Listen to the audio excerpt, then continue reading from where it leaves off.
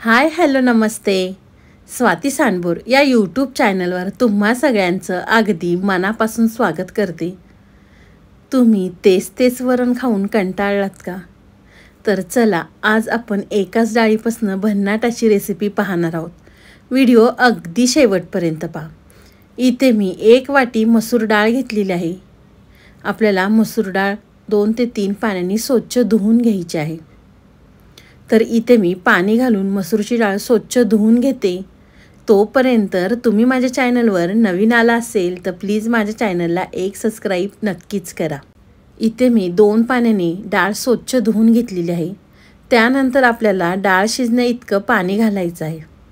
पाणी घातल्यानंतर इथे मी एक मोठ्या आकाराचा बटाटा घेतला होता. आपल्याला साल काढून मोठ्या मोठ्या फोडींमध्ये कट करायचा होता.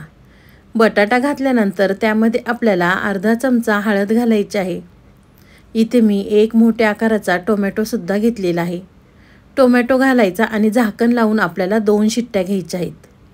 तर कुकरच्या 2 शिट्ट्या होतात तोपर्यंत आपण दुसरी तयारी करूया. इथे मी लसूण आणि आलं घेतलेलं आहे. तर आपल्याला एका मिक्सरच्या भांड्यामध्ये लसूण आलं घ्यायचं आहे.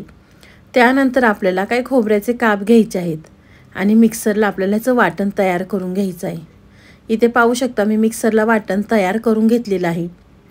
तर वाटण तयार झालं की एका साईडला कढई गरम करून घेतलेली आहे. कढईमध्ये आपल्याला गरजेनुसार तेल घालायचं. तुम्ही माझ्या व्हिडिओला लाईक केलं नसेल तर प्लीज एक लाईक करा. साईडचं बेल आयकॉनसुद्धा प्रेस करा म्हणजे तुम्हाला माझे नवनवीन व्हिडिओ पाहायला मिळतील. गरजेनुसार तेल घातलं की त्यामध्ये आपल्याला मोहरी घालायची आहे आणि तेलावर आपल्याला व्यवस्थित तडतडून घ्यायची आहे. मोहरी तडतडली की त्यानंतर आपल्याला 1 चमचा जिरे घालायचे आहेत. जिरे मोहरीसुद्धा छान अगदी तडतडल्या की त्यानंतर आपण कढीपत्ता घालूया. कढीपत्तासुद्धा तेलावर तडतडला की इथे मी एक छोट्या आकाराचा कांदा बारीक कट करून घेतला होता. कांदा घालायचा आहे आणि तेलावर व्यवस्थित आपल्याला परतवून घ्यायचं आहे. तर इथे पाहू शकता तुम्ही कांदा अगदी छान व्यवस्थित परतलेला आहे. कांदा परतला की त्यानंतर आपण इथे फोडणीमध्ये आपल्याला कोथिंबीर घालायची आहे. फोडणीमध्ये कोथिंबीर घातली की अगदी ही रेसिपी खायलासुद्धा अगदी छान लागते. कोथिंबीर घातली की जे आपण मिक्सरला वाटण तयार करून घेतलं होतं ते वाटण घालायचं आहे आणि 2 ते 3 मिनटं आपल्याला तेलावर व्यवस्थित परतवून घ्यायचं आहे.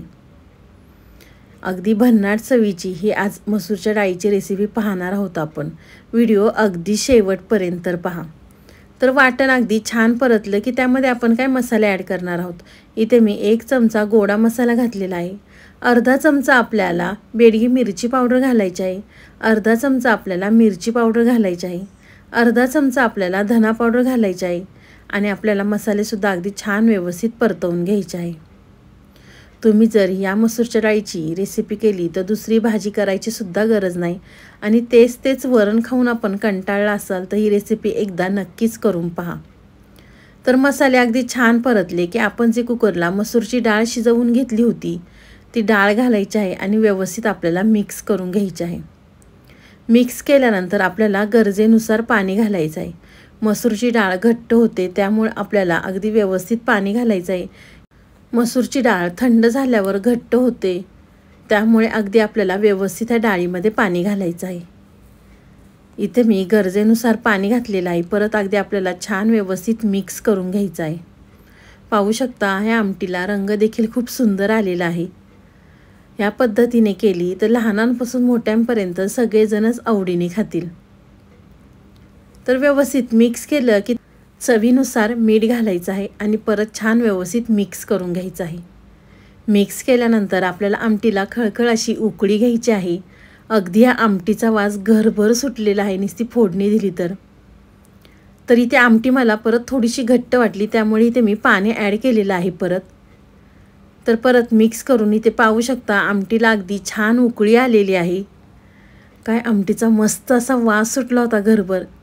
गरमागरम आमटी आणि भात खायला खरंच खूप भारी लागतो. आमटीला छान उकळी आली की भरपूर कट केलेली कोथिंबीर घालायची आहे आपल्याला आणि परत व्यवस्थित मिक्स करून घ्यायचं आहे. तुम्हालाही माझी मसूरच्या डाळीची आमटीची रेसिपी कशी वाटली ती मला नक्कीच कमेंट बॉक्समध्ये कळवा. व्हिडिओ आवडला तर व्हिडिओला लाईक कमेंट सबस्क्राईब करायला विसरू नका. तुम्ही आमटी भाकरी संग किंवा भाता संग सुद्धा खाऊ शकता. मस्त गरमागरम भाकरी आणि गरमागरम आमटी चुरून खायची. एवढी भन्नाट चवीची लागते. तुम्हाला जर माझा आजचा व्हिडिओ आवडला असेल तर शेअर करायला विसरू नका. तुम्ही माझा पूर्ण व्हिडिओ पाहिल्याबद्दल थँक्यू सो मच. तर चला पुन्हा भेटूया असाच एक नवीन व्हिडिओ घेऊन. तोपर्यंत बाय.